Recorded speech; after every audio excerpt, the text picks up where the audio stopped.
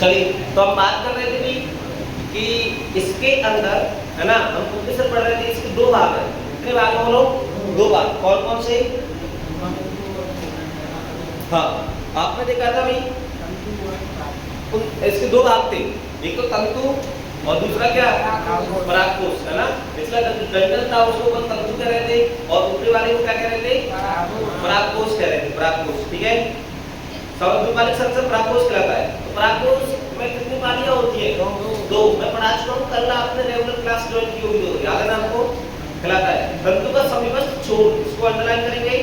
दोनों बात समझ में आ गया ना? मैं आपसे अलग से क्वेश्चन पूछूंगा कि आप उनके सब के दो भागों के नाम बताओ। तो तंतु और परागकोश, अलग से प्रश्न लो।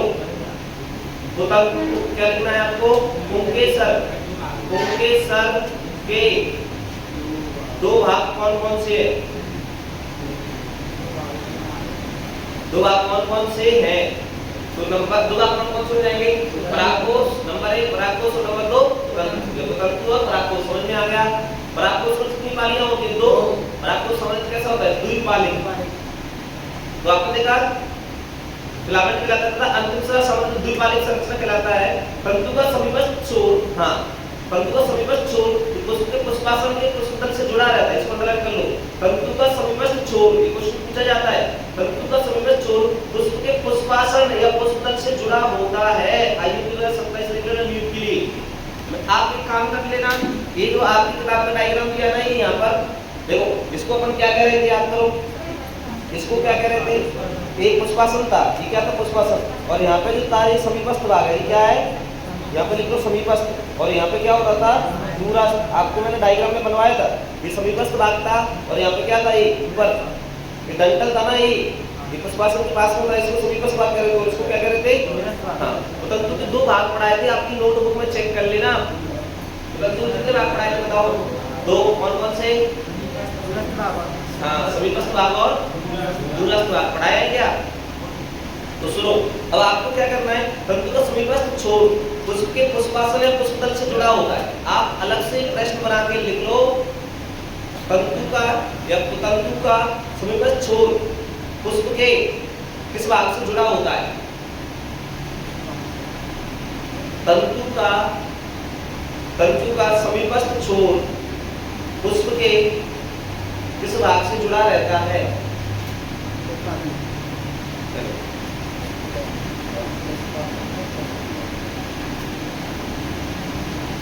हेलो,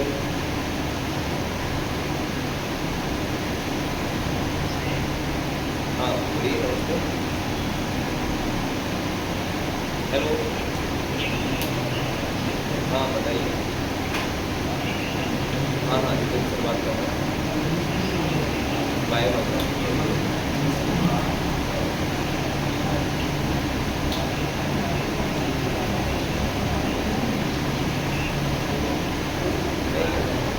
यहाँ पर आते हैं, छोटी 70 कॉलोनी में आते हैं।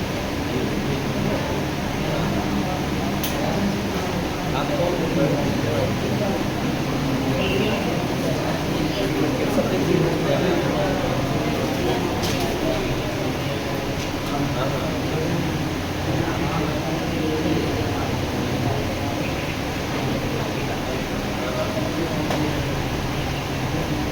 आपको MM हॉस्पिटल मिला उसके पास में आ जाना, तो कोई कॉल कर दो। डॉक्टर माजा भी मिल रहे हैं वीडियो के साथ सुबह 7 से 8। हाँ 7 से 8 कॉल करना था, कोई बताया इसी नंबर पर कॉल कर लेना, तो बताया एड्रेस भी बताया था यार। डॉक्टर हमारे पुलिस परेड ग्राउंड के सामने, पुलिस परेड ग्राउंड।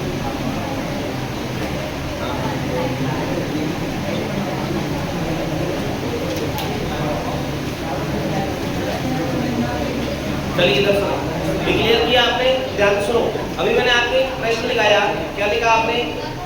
समीपस्थ छोर पुष्प का आपने क्या देखा? तंतु का समीपस्थ छोर पुष्प किस भाग से जुड़ा रहता है? तो आंसर क्या हुआ? पुष्पासन और पुष्पदल। ठीक है, हाँ पुष्पासन पुष्पा से जुड़ा होता है। आईएमपी है बहुत इंपॉर्टेंट है भाई, नीट के लिए सीयूटी के लिए आपके स्कूल में भी इंपॉर्टेंट लाइन आ जाता है, क्वेश्चन बहुत इंपॉर्टेंट है, मैं कह रहा हूं 2027 लिख लेना। वही बस बात है ना, पुंकेसर की संख्या एवं लंबाई भिन्न प्रजातियों को किसमें भिन्न भिन्न होती है। देखिए अब जरूरी नहीं सभी में इसकी संख्या, जो आपने कहा था जो पुंकेसर है ना, पुंकेसर किसी के अंदर 4 लगे होते हैं, ऐसे किसी के अंदर 8 लगे होते हैं, किसी में लंबाई छोटी कम होती है, किसी में लंबाई ज्यादा होती है, तो संख्या और लंबाई क्या होती है, अलग अलग होती है ना, समान नहीं होती। तो याद रखना ये क्वेश्चन आ जाता है, पुंकेसरों की संख्या एवं लंबाई विभिन्न प्रजातियों में पुष्पों में भिन्न भिन्न होती है, सत्य असत्य? सत्य बात है, अंडरलाइन कर लेना, सत्य सत्य में पूछ लिया जाता है, वहां ब्रैकेट में सत्य सत्य लिख सकते हैं आप, है ना। तो पुंकेसरों की संख्या, ध्यान से सुनो एक बात समझो, पुंकेसरों की संख्या एवं लंबाई विभिन्न प्रजातियों के पुष्पों में भिन्न होती है, सत्य असत्य? सत्य असत्य में प्रश्न बन रहा है, इसको अंडरलाइन कर लेना। अगर आप 10 प्रकार के 10 अलग अलग प्रजातियों के एक एक पुंकेसर एकत्रित करें और उन्हें स्लाइड पर रखें तो आप देखेंगे कि इनके आकार में बहुत भिन्नता है। वो ये कह रहे हैं कि आप 10 पौधों से 10 पुष्पों से 10 प्रकार के पौधों से पुंकेसर इकट्ठा करें और आप उनको देखें तो आपको 10 ही प्रकार के पौधों के पुंकेसर अलग अलग दिखाई देंगे, अलग अलग दिखाई देंगे। जो प्रकृति विद्वान है एक विचलन सूक्ष्मदर्शी से प्रत्येक पुंकेसर का सावधानीपूर्वक अवलोकन स्पष्ट करते हैं, माध्यम के विभिन्न पुष्पों में अपराकोष को जुड़ाव आकार एवं व्यापकता को समझा जा सकता है। एक प्रारूपिक आवृत्ति परागकोष द्विपालिक होता है, आईएमपी कर लो, एक खाली स्थान में आ जाएगा। एक प्रारूपिक आवृत्ति परागकोष डॉट डॉट डॉट होते हैं, कैसा?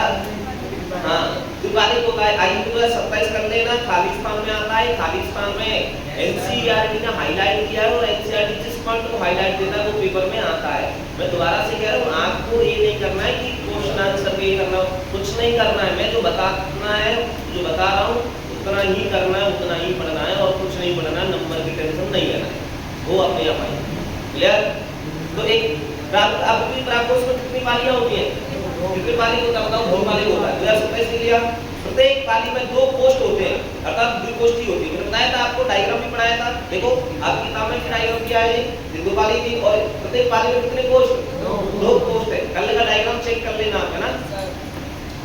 तो आपने देखा था द्विकोष्ठी होते हैं, प्राय एक अनुलंबन खांच, कल भी बताया था मैंने आपको, अनुलंबन में प्रवारक खांच कह रहे थे इसको, दोनों अलग करती है। और मैंने कल बताया था दोनों लंबी और धानी थी ना, वो एक अनुलंबन खांच के द्वारा क्या हो रही थी, पृथक है। और मैंने आपको प्रश्न लिखाया था कि लंबी और धानी किस खांच के द्वारा पृथक रहती है? तो द्विकोष्ठी होती है, प्राय अनुलंबन खांच से प्रवारक से अलग होते हुए लंबवत गुजरता है। तो आप अलग से प्रश्न बना के लिख लो,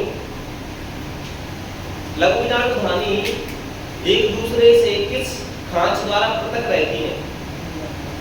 लघु बीजाणु धानी, लघु बीजाणु धानी एक दूसरे से किस खांच द्वारा पृथक रहती है? क्लियर? लघु बीजाणु धानी एक दूसरे से किस खांच द्वारा पृथक रहती है? तो अनुलंबन खांच द्वारा। क्या अनुलंबन खांच या खांच कह रहे हैं इसको? अनुलंबन खांच प्रवारक, अनुलंबन खांच इन प्रवारक यानी कि कोष्ठों को अलग करती है। तो कौन सी खांच द्वारा? अनुलंबन खांच। दिमाग में सेट कर लेना, कल पढ़ाया था मैंने, लिखाया था। आइए परागकोष के अनुप्रस्थ काट में विभिन्न प्रकार के ऊतकों का उनके को समझें। परागकोष की द्विपालिक प्रकृति परागकोष के अनुप्रस्थ काट से बहुत ही पृथक सुव्यवस्थित होती है। परागकोष एक 4 दिशीय संरचना है, अंडरलाइन कर लो। परागकोष में भैया कितने कोने थे? 4 कोने थे ना, और चारों कोनों पर एक एक क्या थी? लघु बीजाणु धानी। तो कैसी परागकोष कैसी संरचना है? 4 दिशीय चतुष्कोणीय संरचना। परागकोष कैसी संरचना है? चतुष्कोणीय संरचना होती है, इसमें 4 कोनों पर लघु बीजाणु धानी समाहित होती है। चारों कोनों पर लघु बीजाणु धानी थी, कल देखा था आपने। जो प्रत्येक पाली में 2 होती है, प्रत्येक पाली में कितनी लघु बीजाणु धानी होती है? 2। एक पाली में 2 होती थी और 2 पाली थी, तो टोटल लघु बीजाणु धानी कितनी है? 4। यह लघु बीजाणु धानी आगे विकसित होकर परागपुटी बन जाती है। आइए 2027 लिख लो, स्कूल के पेपर की बहुत ही इंपॉर्टेंट है। लघु बीजाणु धानी आगे विकसित होकर के क्या बन जाती है? प्रश्न बना के लिख लो। लघु बीजाणु धानी आगे विकसित होकर के क्या बन जाती है? देखो, लघु बीजाणु धानी आगे विकसित होकर क्या बन जाती है? मैंने आपको पढ़ाया था, लिखाया था, लघु बीजाणु धानी बन जाती है क्या? परागपुटी। और लघु बीजाणु क्या बन जाते हैं? परागकण। बताया था आपको, लघु बीजाणु धानी आगे विकसित होकर क्या बन जाती है? परागपुटी बन जाती है, परागपुटी, कॉलन सेक, परागकोष्ठ भी कह सकते हैं आप। लघु बीजाणु धानी आगे विकसित होकर क्या बन जाती है? अरे लघु बीजाणु धानी या क्या कह रहे थे अपन इसको? परागकोष्ठ कह रहे थे। ठीक है, ये प्रश्न समझ में आ गया। आइए तो 27 कर लेना, एनसीईआरटी ने हाईलाइट किया है और बहुत इंपॉर्टेंट है। परागपुटी बन जाती है, ये अनुलंब है, परागकोश की लंबाई तक विस्तारित और परागकणों से प्रसारता से भरे होते हैं और इसमें क्या भरे रहते हैं? परागकण भरे होते हैं। अब पढ़ रहे हैं लघु बीजाणु धानी की संरचना, जो गोला था ना उसमें 4 परतें थी। ये एक अर्धप्रस्थ काल्पनिक प्रारूप लघु बीजाणु धानी प्रारूप में लगभग गोलाई में प्रकट होती है। लघु बीजाणु धानी कैसे दिखाई दे रही थी आपको? लघु बीजाणु धानी बाहर से देखने पर कैसी दिखाई देती है? गोलाकार, गोलाई में प्रकट होती है। सामने 4 युक्तियों से आवृत होती है, अंडरलाइन कर लेना। लघु बीजाणु धानी कितनी युक्तियों से आवृत रहती है? लघु बीजाणु धानी की 4 परतें कौन-कौन सी हैं? एपिडर्मिस को नंबर 1 ले लो, है ना? एपिडर्मिस को ब्रांचा कह रहे हैं, एंडोथीसियम को अंतःस्थिसियम कह रहे हैं, मध्य परत, मिडिल परत और टेबिटम। आप अलग से प्रश्न लिख लो, लघु बीजाणु धानी की 4 परतों के नाम बताइए। अलग से प्रश्न लिख लो, लघु बीजाणु धानी, लघु बीजाणु धानी की 4 परतों के नाम बताओ। ठीक है, यही नोट्स बन रहे हैं, आपकी किताब में ही नोट्स बन रहे हैं और यही दिमाग में सेट करना है। कुछ अलग नहीं पढ़ना है, किताब ही पढ़ना है, किताब में ही सब कुछ है। किताब से पढ़ोगे तो एक नंबर आपको गलत नहीं होगा। लघु बीजाणु धानी की 4 परतों नाम कौन-कौन सी? एपिडर्मिस, एंडोथीसियम, मिडिल लेयर और टेबिटम। बाहर की टेबिटम, बाहर की ओर की 3 परतें, इसको ड्राइव कर लो। बाहर की ओर की 3 परतें, संरक्षण प्रक्रिया, संरक्षण या सुरक्षा कह रहे थे, इसको नंबर 1 कर देना। संरक्षण प्रक्रिया कार्य करती है तब परागकोश के स्फुटन, तब परागकोश के स्फुटन में, परागकोश के स्फुटन, स्फुटन माने फटना, स्फुटन का मतलब क्या होता है? फटना। ये परागकोश के फटने में मदद कर परागकणों को अवमुक्त करती है। इसको अंडरलाइन कर लो, ब्रैकेट बंद कर लेना। क्लियर? समझ में आ गया? बाहर की ओर की 3 परतें, संरक्षण प्रक्रिया, यहाँ से बाहर से ब्रैकेट में बंद कर लेना। बाहर की ओर की 3 परतें संरक्षण प्रक्रिया का कार्य करती हैं तथा परागकोश के स्फुटन में मदद कर परागकण अवमुक्त करती हैं। उस परागकोश को फटने में सहायता करती हैं और ताकि उससे परागकण बाहर निकल सके। तो आपसे एक प्रश्न आ जाएगा कि लघु बीजाणु धानी की बाहर वाली 3 परतें कौन-कौन सी हैं और उनके कार्य बताओ। क्लियर? लिखो, अलग से प्रश्न लिख लो। लघु बीजाणु धानी की बाहरी 3 परतें कौन-कौन सी हैं और उनके कार्य बताइए। लघु बीजाणु धानी की बाहरी 3 परतों के नाम बताओ, नाम बताओ एवं उनके कार्य बताइए। ये उनकी क्या बताना है? कार्य बताना है। तो बाहर वाली 3 परतें कौन-कौन सी? एपिडर्मिस, एंडोथीसियम, मध्य परत। कार्य क्या है? संरक्षण करना और परागकोश को विस्फोटन करके परागकणों को अवमुक्त कराना, उसको फाड़ करके उससे परागकण को बाहर निकालना, विस्फोटन में सहायक होती है। समझ में आ गया प्रश्न आपको? उत्तर समझ में आ गया? सुनो, इसकी सबसे आंतरिक परत टेबिटम में बहुत ही इंपॉर्टेंट है, एनसीईआरटी ने हाईलाइट किया है, सबसे इंपॉर्टेंट है। क्लियर? टेबिटम, लघु बीजाणु धानी की सबसे आंतरिक परत का नाम बताइए। टेबिटम। आप ऐसे भी लिख सकते हैं, टेबिटम क्या है, इसके कार्य बताओ। अलग से प्रश्न लिखो, अलग से प्रश्न लिखो और उसमें 27 लिखना। टेबिटम क्या है, टेबिटम के कार्य बताइए। टेबिटम क्या है, टेबिटम के कार्य बताइए। ठीक है, तो लघु बीजाणु टेबिटम क्या है सर? लघु बीजाणु धानी की सबसे आंतरिक परत है। टेबिटम क्या है? टेबिटम लघु बीजाणु धानी की सबसे आंतरिक परत है। यह विकासशील लघु बीजाणु या परागकणों को पोषण देती है। बस इतना कहना है। विस्फोटन का मतलब फटना, बस्ट होना। ठीक है, जो परागकोश था ना उसके अंदर परागकण भरे हैं, परिपक्व हो जाएगा तो फट जाएगा, फट जाएगा तो उसमें से कौन बाहर निकल जाएंगे? परागकण बाहर निकल जाएंगे। कल पढ़ाया था अपन ने। तो सुनो, तो एक प्रश्न समझ में आ गया। लघु बीजाणु धानी की सबसे आंतरिक टेबिटम क्या है और उसके कार्य बताइए। लघु बीजाणु धानी की सबसे आंतरिक परत को क्या कह रहे हैं? टेबिटम। क्या कार्य है सर? हाँ, विकासशील पराक्रमों को पोषण देना। क्लियर हो गया? सुनो, यह विकासशील पराक्रमों को पोषण देती है, बहुत ही इंपॉर्टेंट है। 2027 कर लेना, अंडरलाइन कर लेना। इसकी सबसे आखिरी पर टैबिटा में विकासशील पराक्रमों को पोषण देती है, बहुत ही इंपॉर्टेंट है। विकासशील पराक्रमों को पोषण कौन देता है? टैबिटा। मैं जो कह रहा हूँ ना वही याद करना है, और कुछ याद ही नहीं करना भैया, आपको वही करना है ना, बार बार उसी को पढ़ना है। सबसे आगे का टैबिटम और विकासशील पराक्रमों को पोषण देती है। टैबिटम की कोशिका सघन जीव द्रव, इसको अंडरलाइन कर लो। आपको इस लाइन को ऐसे भी लिख सकते हैं, लघुजन नाड़ी की सबसे आंतरिक परत टैबिटम है, इसकी कोशिका सघन जीव द्रव से भरी रहती है और इसमें सामान्य एक से अधिक केंद्रक होते हैं।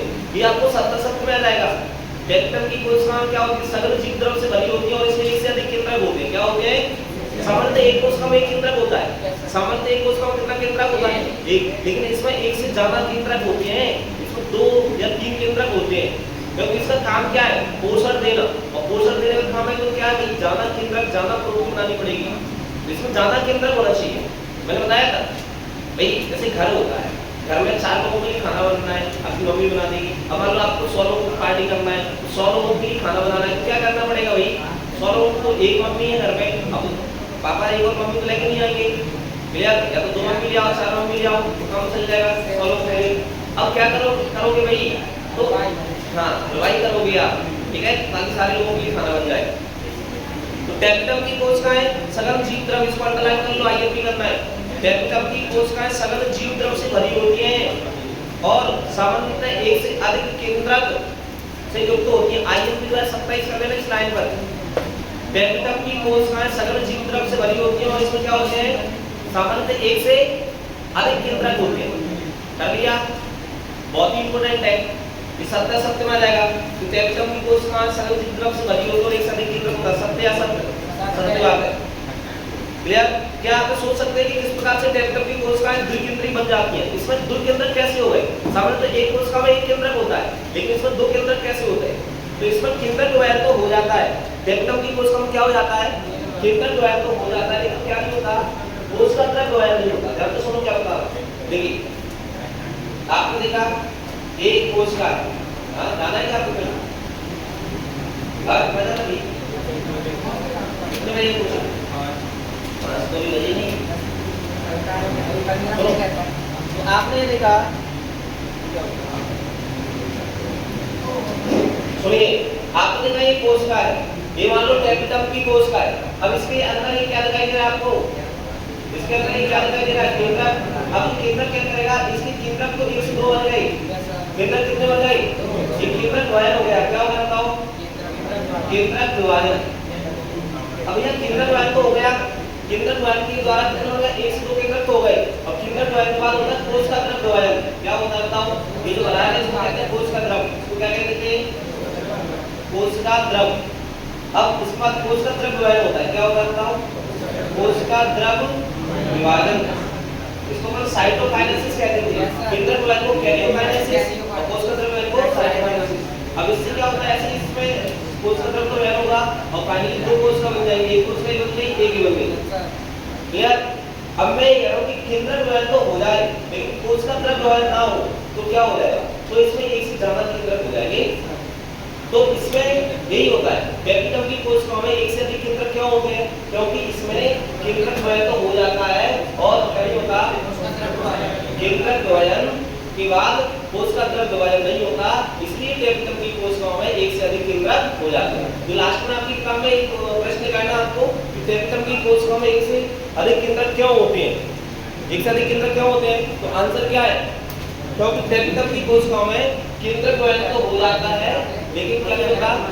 हाँ लिख लो, टैबिटम की कोशिकाओं में केंद्रक द्वयन तो हो जाता है, लेकिन कोशिका द्रव द्वयन नहीं होता, इसलिए इसमें एक से अधिक केंद्रक होते हैं। देखो जाना है क्या? टैबिटम की कोशिकाओं में केंद्रक द्वयन तो हो जाता है, लेकिन कोशिका द्रव द्वयन नहीं होता।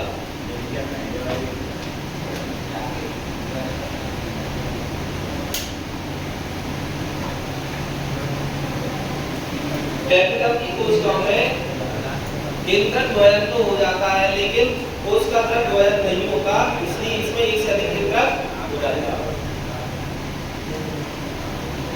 क्लियर हो गया क्या? व्यापक करने के लिए बताओ, ठीक है? तो कैपिटल की कोष को मैं एक से अधिक केंद्रक क्यों है, ये बात क्लियर हो गई है आपको? नेक्स्ट सुनो,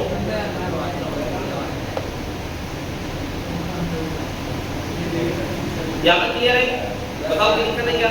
चलो कोई नहीं, आज हम इतना ही पढ़ लेते हैं, ये और आगे कंटिन्यू करें इसको। बताओ चलो आगे और पढ़ा देता हूँ इसको। अच्छा चलो ठीक है, फिर आज की इतने काफी है।